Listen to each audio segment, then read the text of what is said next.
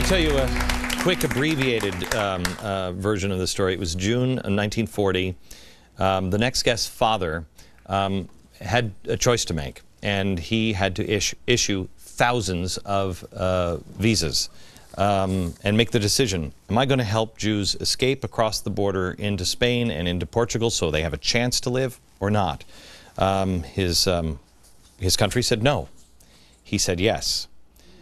Felipe Proper's father is a righteous among the nations honoree. Why did your dad do that? Because he lost everything, did he not? He put his job on the line, and he taught us, my sister and I, to do the same thing when we grew up. Because he was a man who had values. He was a man who believed that those values had to be upheld. And he did it largely because he wouldn't have known how not to do it. I said this morning on the radio that in the end, I want my children to say of me that I would not sit down and be quiet. I would do the right thing. And in the end, to me as a dad, that's what matters.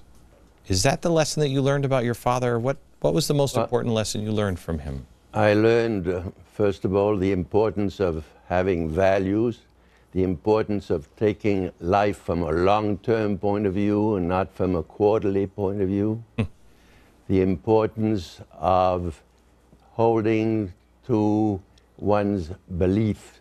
My father in 1940 was only 45 years old, and I was 10, so I remember a little bit. And I remember very well when some German people came to the then office of the Spanish embassy in Bordeaux, where they fled because the government of France was in Bordeaux about to collapse. And he told those Germans, and I was quite amazed to hear it, he said, "You have not won this war, and you will win this war only when your troops will be marching in the streets of London."